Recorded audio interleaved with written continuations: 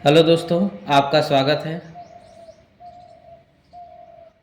आइए जो है ले चलते हैं कक्षा 10 के जो है त्रिकोणमिति के बारे में आपको बताते हैं और पूरी जो है विस्तृत जानकारी आपको देंगे। ये कक्षा 10 के लिए बहुत ही इम्पोर्टेंट टॉपिक है जो आपके लिए फ़ायदेमंद होगी और प्लस सभी जितने भी छात्र जो कक्षा 10 में तैयारी करने वाले हैं उनके लिए यह बहुत ही महत्वपूर्ण है क्लास है। आइए नितिन सर के साथ आप सभी लोगों को जो है आगे ले चलते हैं, त्रिकोणमिति के बारे में बताते हैं। ठीक है ना। चलिए अच्छा, देखिए पहली बात तो ये जानते हैं कि त्रिकोणमिति का परिचय क्या होता है, त्रिकोणमिति होती क्या है, इसके बारे में हम लोग अध्ययन कर लेंगे। फिर इसके बाद आपको इसके संबंधित जो है त्रिकोणमिति का अनुपात भी बताएंगे। ठीक है ना। तो त्रिकोणमिति करा है कि जो है यह दो ग्रीक त्रिकोण तथा मिति से मिलकर बना है। त्रिकोण का अर्थ होता है त्रिभुज तथा मिति का अर्थ होता है मापन होता है। ठीक है ना। अतः अगर इन दोनों को मिला दिया जाए तो कहा जा सकता है कि त्रिकोणमिति का अर्थ जो है त्रिभुजों का मापन होता है। ठीक है ना। अब देखिए जो है हमने आपको बताया ना कि जब देखिए ये दो वर्डों से मिलकर बना है और ये एक ग्रीक वर्ड है और जिसमें एक शब्द है आपका त्रिकोण और एक शब्द है आपका जो है मिति। इन दोनों को अगर मिला दिया जाता है तो यह कहलाता है त्रिभुजों का मापन कहलाता है। ठीक है ना। तो आइए त्रिकोणमिति के आगे चलते हैं और आपको बताते हैं अनुपात के बारे में। अब देखिए बच्चे जो है आप लोग देखिए कि अनुपात क्या होता है, त्रिकोणमिति का अनुपात क्या होता है। किसी समकोण त्रिभुज में किन्हीं दो भुजाओं के अनुपात को त्रिकोणमिति कहते हैं। ठीक है ना। किसी समकोण त्रिभुज में किन्हीं दो भुजाओं के अनुपात को त्रिकोणमिति अनुपात कहते हैं। ठीक है ना। और त्रिकोणमिति अनुपात आपके जो है कितने प्रकार की होती है, 6 प्रकार की होती हैं। जो एक हमने आपको बताया साइन होता है, एक कास होता है और एक टैन होता है, एक जो है काट होता है, एक सेक होता है, एक कोसेक होता है। ठीक है ना। इन्हीं के बारे में हम लोग अध्ययन करेंगे और आपको बताएंगे। देखिए त्रिकोणमिति का अनुपात पढ़ने से पहले आपको ये जानना चाहिए कि त्रिकोणमिति जो है एक त्रिभुज की आकृति का होता है और जानते हैं आप ये हमेशा जो है एक भुजा कितने अंश की होनी चाहिए, 90 की होनी चाहिए। कितनी की होनी चाहिए, 90 की। ठीक है ना। देखिए जो जैसे मान लीजिए हमने एक त्रिभुज लिया और वह त्रिभुज की एक भुजा जो ऐसे है जो जिसको हम कह सकते हैं बीस ए बी कह सकते हैं। तो ए बी को हमने क्या कहा, लंब कहा। ठीक है ना। और जो नीचे बी और सी दिया है वो आपका क्या है, आधार है। ठीक है ना। और देखिए ए और सी है जो का है कर्ण। और आपको यह पता होगा किसी भी त्रिभुज में सबसे बड़ी रेखा एक होती है जो कर्ण होती है। अगर हम लंब और आधार को दोनों को जोड़ दें तो जो किसके बराबर हो जाएगी, कर्ण के बराबर हो जाएगी। ठीक है ना। इसलिए हमने आपको बताया ना कि त्रिकोणमिति अनुपात कितने प्रकार के होते हैं, 6 प्रकार के होते हैं। एक होता है साइन होता है, एक कास होता है, एक टैन होता है और एक जो है कॉट होता है और एक सेक होता है और एक कोसेक होता है। ठीक है ना। तो देखिए हमने आपको बताया और त्रिभुज के बारे में भी बताया कि त्रिभुज में एक जो है लंब होती है और एक आधार होता है और एक कर्ण होता है। अगर आपसे कोई पूछे कि बताइए त्रिभुज में सबसे बड़ी रेखा कौन सी होती है तो आप बता सकते हैं कि त्रिभुज में सबसे बड़ी रेखा कर्ण होती है। जो है जो लंब और आधार को दोनों को जोड़ दिया जाए तो किसके बराबर होगा, कर्ण के बराबर होगा। ठीक है ना। अब आइए हम लोग आगे चलते हैं और आपको बताते हैं कि क्या होता है। ठीक है ना। देखिए साइन थीटा बराबर होता है लंब बटा कर्ण होता है। ठीक है ना। कॉस थीटा बराबर होता है आधार बटा जो है कर्ण होता है। ठीक है ना। और टैन थीटा बराबर होता है लंब बटा आधार होता है और जो है कार थीटा बराबर जो होता है आधार बटा लंब होता है। और देखिए सेक थीटा बराबर होता है कर्ण बटा आधार होता है और कोसेक थीटा बराबर कर्ण बटा लंब होता है। ठीक है ना। अब देखिए ये मान लीजिए आपको याद करने में बहुत ही कठिनाई हो सकती है, इसलिए आपको शॉर्ट ट्रिक के माध्यम से इससे हम लोग क्या कर सकते हैं, अध्ययन कर सकते हैं। ठीक है ना। तो शॉर्ट ट्रिक देखिए क्या है, लाल बट्टा कक्का है। ठीक है ना। तो देखिए ल मतलब यानी यल मतलब क्या हो गया, लंब हो गया आपका, ए मतलब आधार हो गया, फिर जो है यल मतलब लंब हो गया, के मतलब कर्ण हो गया, फिर के मतलब कर्ण हो गया, ए मतलब आधार हो गया। ठीक है ना। देखिए साइन है, फिर कॉस है, फिर टैन है। क्यों हमने साइन और कॉस और टैन ऊपर लिखा, क्योंकि साइन का उल्टा कॉसेक होता है, कॉस का उल्टा सेक होता है और टैन का उल्टा काट होता है। इसलिए साइन बराबर जो है आपका क्या हो जाएगा, लंब बटा कर्ण हो जाएगा और cos थीटा बराबर हो जाएगा आधार बटा कर्ण हो जाएगा और tan थीटा बराबर हो जाएगा लंब बटा आधार हो जाएगा। ठीक है। इसी का जस्ट अगर मित्र अगर इसका उल्टा कर दिया जाए तो आपका जो है क्या हो जाएगा,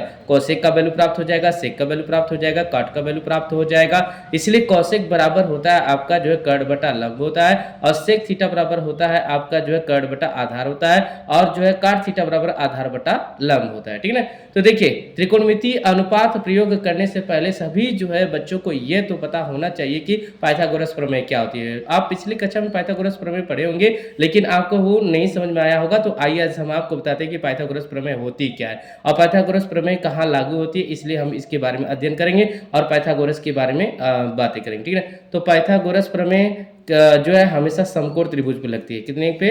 समकोण, यानी समकोण कह सकते हैं कि किसी भी त्रिभुज की 3 भुजाएं होती हैं और तीनों भुजाओं के जो है 3 कोण भी होते हैं, इसलिए तीनों कोण में से कोई एक कोण जो है कितने का होना चाहिए? 90 अंश का होना चाहिए, तब वहां पे जो है आपका पाइथागोरस प्रमेय लगती है। और जानते हैं, और हमने आपको बताया था ना कि जो है किसी भी त्रिभुज की सबसे बड़ी रेखा क्या होती है? कर्ण होती है, इसलिए कर्ण स्क्वायर बराबर जो है क्या होता है? लंब स्क्वायर होता है, आधार स्क्वायर होता है। ठीक है, या आप देखे होंगे किसी सीबीएसई बोर्ड वाले के बच्चों में दिया रहता है H square plus P square plus B square. H क्या है? हाइपोटेनियस है आपका, है पी क्या है? परपेंडिकुलर है, और बी क्या आपका?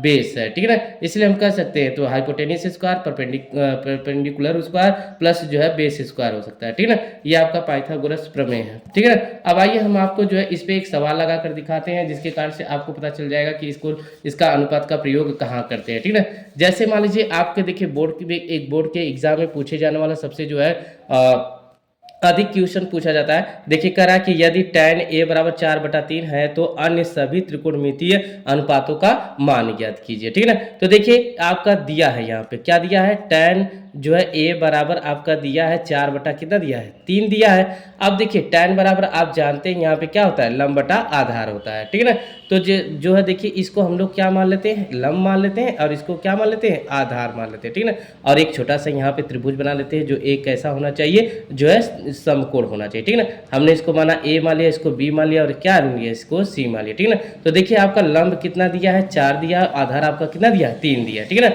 देखिए जो है हमने आपसे कहा था कि त्रिभुज की 3 भुजाएं होती हैं, जिसमें एक भुजा का मान तो दिया है 4, दूसरी भी भुजा का मान दिया है 3 दिया है, लेकिन यहाँ पे कर्ण नहीं दिया है। तो इसलिए कर्ण को निकालने के लिए हमको पाइथागोरस प्रमेय का उपयोग करना पड़ेगा। और पाइथागोरस प्रमेय लगाने के लिए आप जानते हैं कि क्या होता है? कर्ण स्क्वायर बराबर क्या होता है? लंब स्क्वायर होता है, प्लस जो है क्या होता है? आधार स्क्वायर होता है। ठीक है ना, अब आधार स्क्वायर होता है। कर्ण का वैल्यू आप जानते हैं इसमें दिया ही नहीं है, इसलिए हम यहाँ पे क्या कर देंगे? कर्ण स्क्वायर कर देंगे, बराबर लंब का मान कितना दिया आपका? 4 दिया है, 4 दिया है, इसलिए प्लस यहाँ पे आधार का मान जो 3 दिया है, इसकी पावर 2 कर लेंगे। तो देखिए 4 चौको 16 होता है, प्लस जो है 3 त्रिका 9 होता है। अगर 16 9 जोड़ दिए तो कितना हो जाएगा? 25 हो जाएगा। ठीक है ना, और 25 हो जाएगा तो आपका दिया यहाँ पे कर्ण स्क्वायर बराबर जो है क्या आ गया आपका? 25 आ गया। लेकिन जब बच्चे अगर मान लीजिए इस स्क्वायर को हटाते हैं तो जो सामने वाली वैल्यू होती है वो कहाँ चली जाती है? कर्णी में चली जाती है, इसलिए यहाँ पे हम कर देंगे कर्ण बराबर जो है कर्णी में क्या? 25 कर देंगे। ठीक है ना, अब देखिए आप जानते हैं कि कर्णी में 25 का वर्गमूल होता है जो है 5 गुणे 5 होता है। ठीक है ना, अब देखिए इनका जो वर्ग बन जाएगा तो यहाँ क्या जाएगा? 5, यानी हमको पता भी चल गई कर्ण का वैल्यू कितनी है? 5 है। ठीक है ना, तो अब देखिए त्रिकोणमितीय अनुपातों का मान ज्ञात करना है, तो देखिए जो है tan का हमको तो पता चल ही गया है। अब हमको जो है किसका निकालना है? साइन का निकालना है। क्या निकालना है? साइन का, साइन थीटा का निकालना है। तो साइन थीटा बराबर आप जानते हैं कि यहाँ पे लंब बटा जो है क्या होता है? कर्ण होता है। तो लंब आपका दिया है कितना? 4 दिया है, और कर्ण कितना हो गया आपका? 5 हो गया। ठीक है, फिर इसके बाद अगर आपको निकालना है तो कास का, कास थीटा बराबर क्या होता है? आधार बटा कर्ण होता है। ठीक है ना, आधार बटा जो है यहाँ पे कर्ण होता है, और जो है आपका जो है यहाँ पे दिया आधार कितना दिया है? 3 दिया है, और कर्ण कितना दिया है? 5। तो देखिए हमारा ये भी वैल्यू हो गया। ऐसे ही जो है हमको किसका निकालना है? काट का निकालना है। तो काट थीटा बराबर आपका क्या होता है? आधार बटा लंब होता है। ठीक है ना, तो हमने यहाँ पे आधार बटा क्या लिख दिया? लंब लिख दिया। ठीक है ना, लंब दिया। अब फिर आप आधार का जानते हैं कि कितना दिया है? 3 दिया है, फिर और जो है आपका लंब कितना दिया है? 4 दिया है, तो देखिए 3/4 हो गया। तो ऐसे ही हम सभी मानों का जो है क्या कर सकते हैं? अनुपात निकाल सकते हैं। तो हमको आशा है कि आपको ये समझ में आया होगा।